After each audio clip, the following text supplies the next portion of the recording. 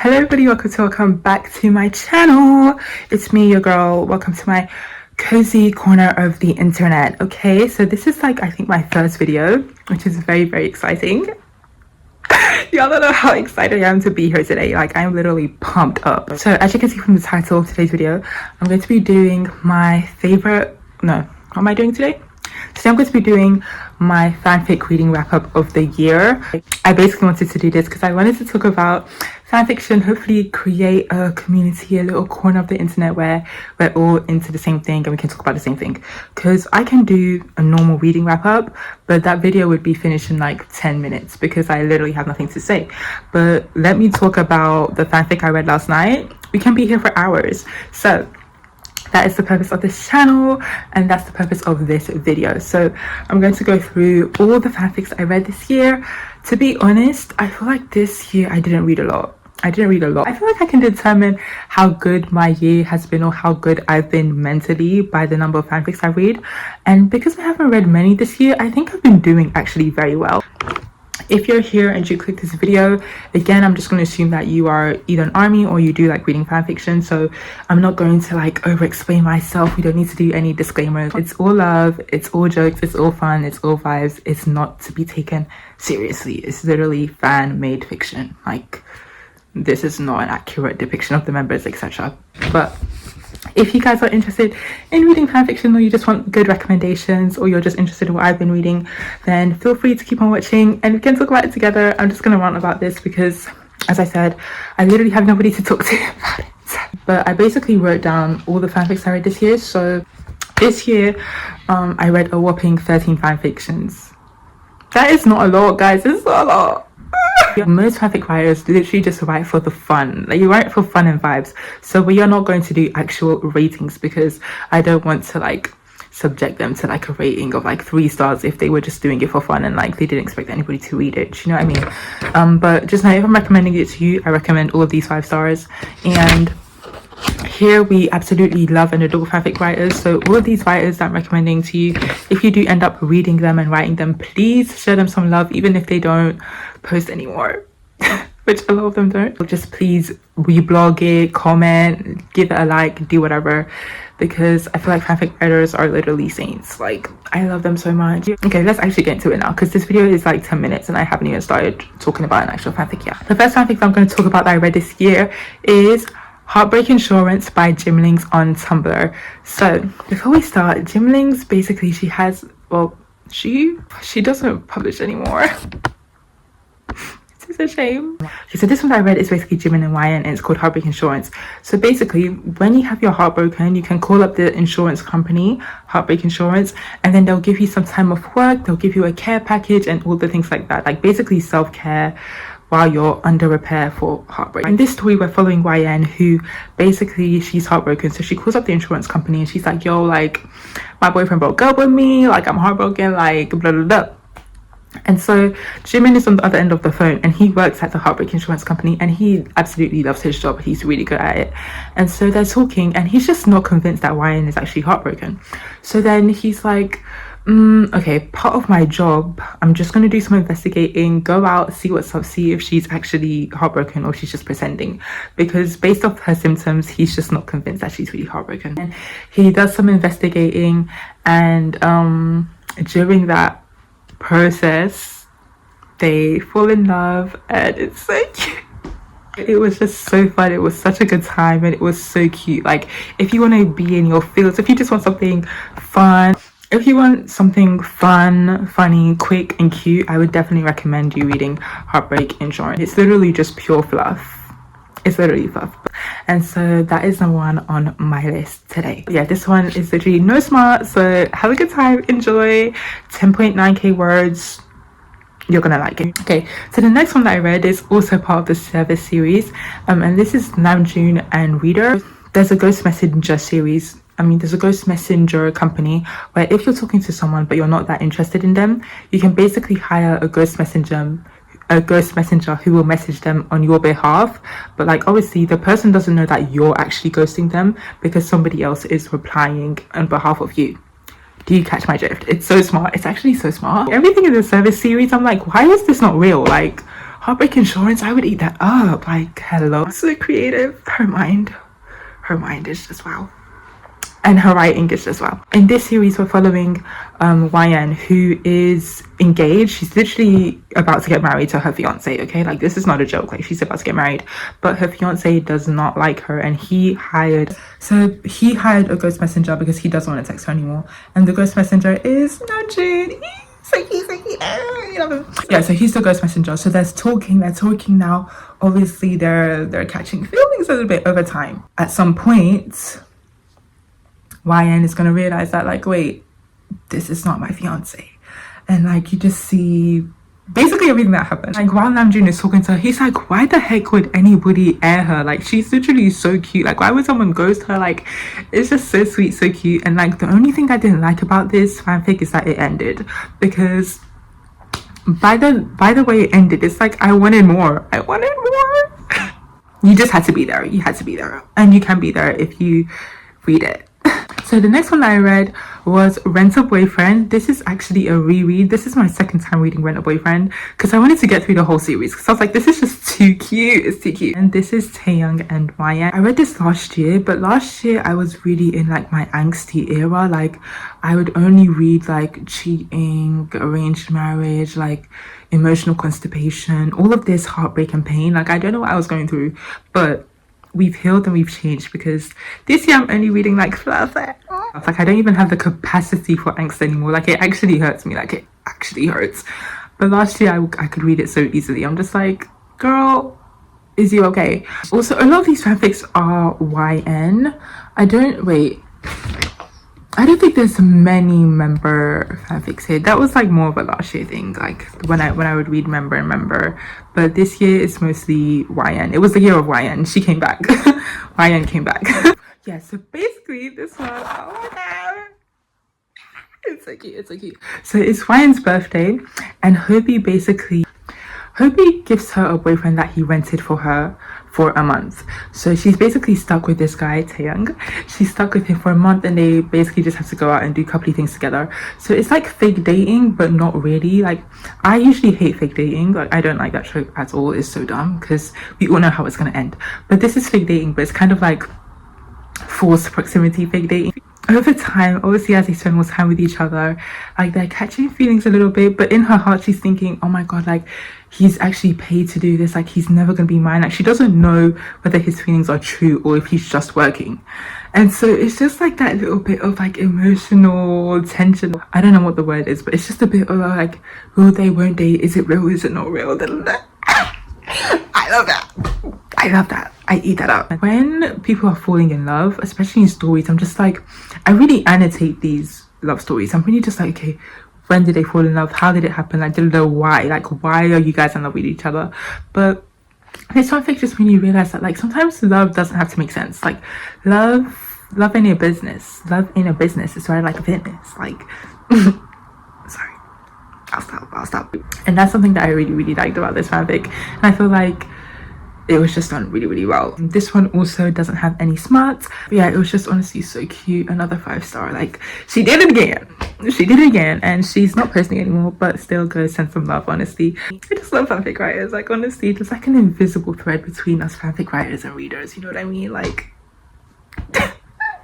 and BTS of course, because, you know, when I read these fanfics, I'm just like, wow, so we really all do stand the same person. Like, we're all seeing the same person, because like in my head he would react the same way, and it's just so funny knowing that like in your head he reacts the same way. And like, I don't even believe BTS are real. I feel like they're a figment of my imagination, and that like I made them up just to get through to survive, to get through life. But it's funny knowing that like we all see the same BTS. I love that for us. Also, Rent a Boyfriend, it really reminded me a lot of Snow on the Beach by Taylor Swift. So if you like that song, are we falling like snow at the beach with the fucking beautiful air? Yeah, it gives me that kind of vibes. Next, I read A Remedy for Mondays by Dove Chim on Tumblr. Y'all, Y'all are not even ready. This fanfic was so messy. It was so fun. It was so good, honestly. So basically, the premise is YN is at work and she has a terrible toxic workplace. She hates it.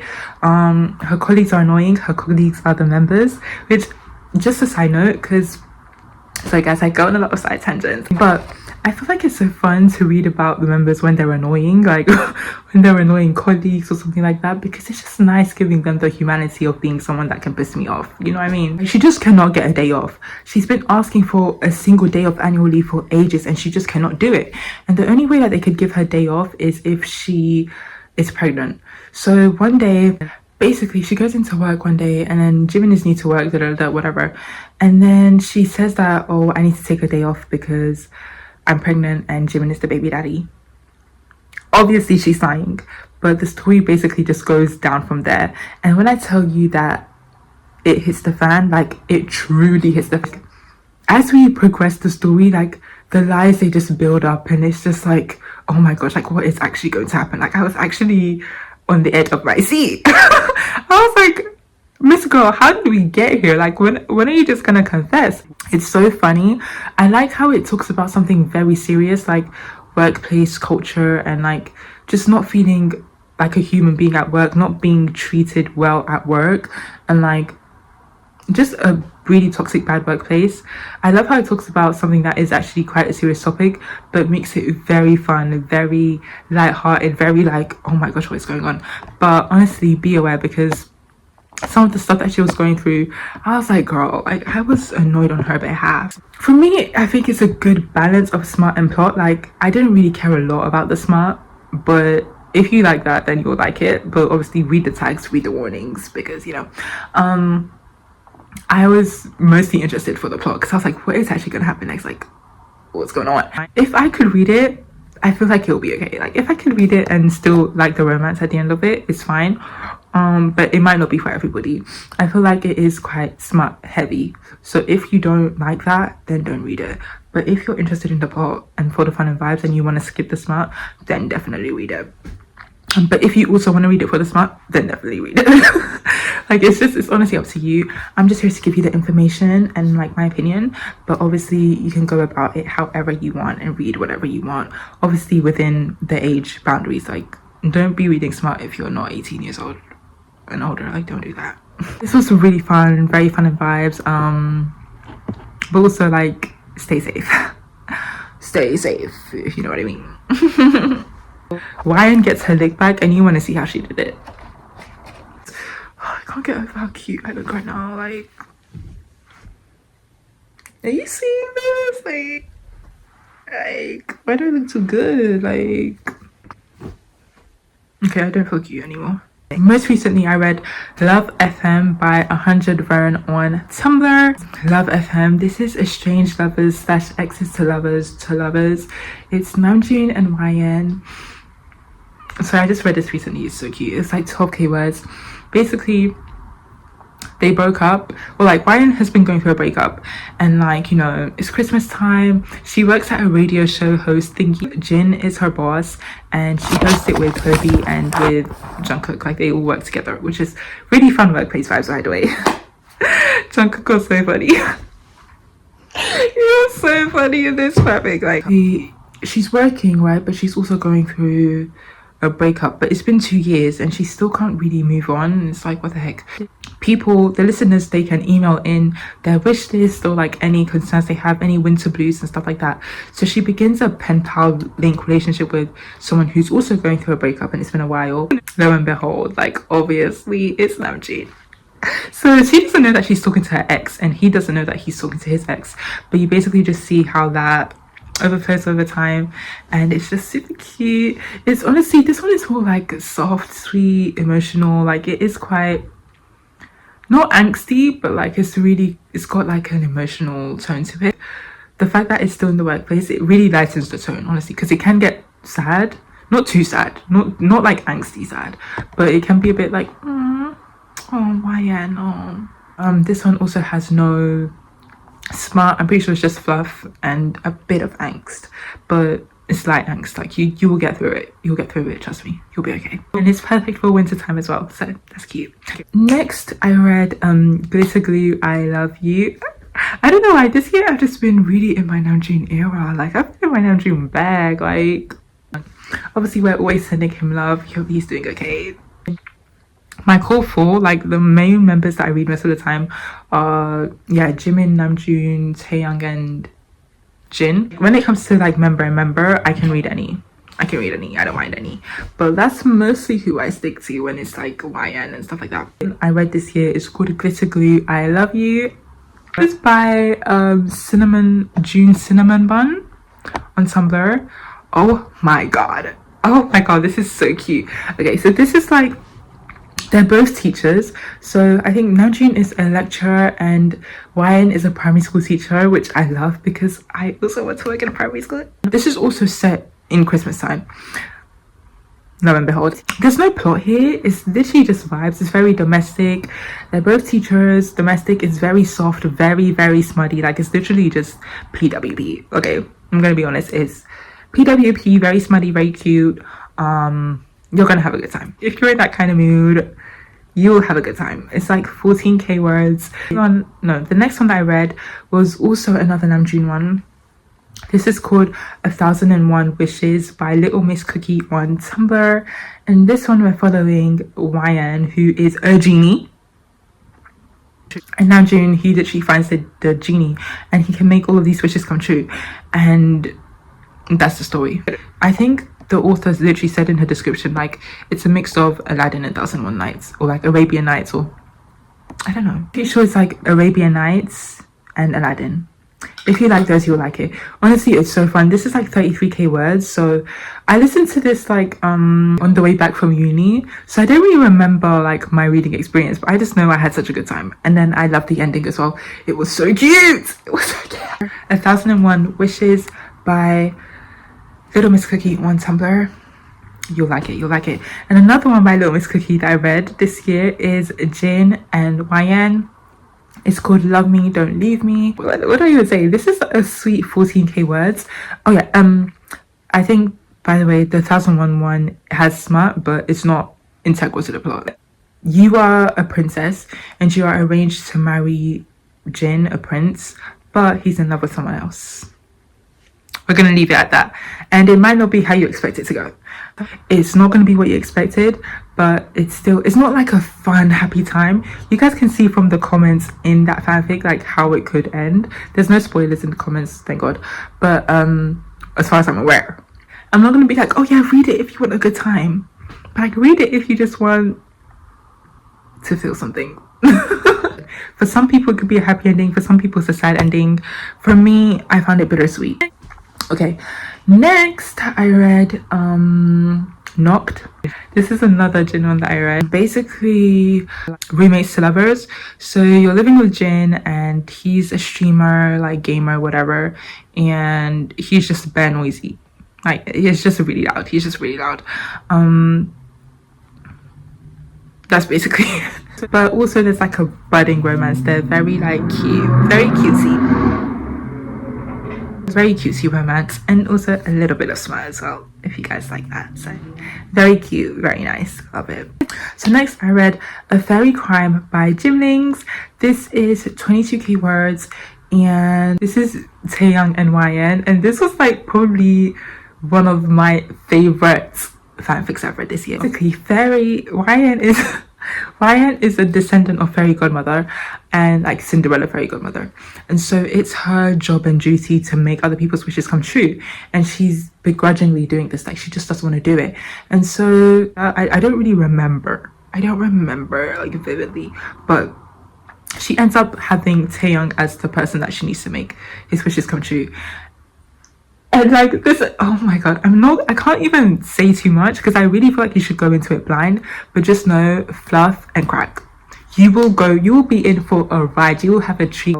This is one that I can wholeheartedly recommend with my whole entire chest, that like you guys will definitely love it. Like it's just gonna be a good time. It genuinely feels like you're watching a movie. It's so funny, and honestly it's so memorable to me. I feel like this is like if there was a one fanfic I could recommend to everybody, anybody, especially Tay stans, like Tay biases, not solo stans, but like if Tay is your bias, oh yeah, you will have a good time with this, because I feel like this is the best. This is like the most Taeyoung story I've ever read.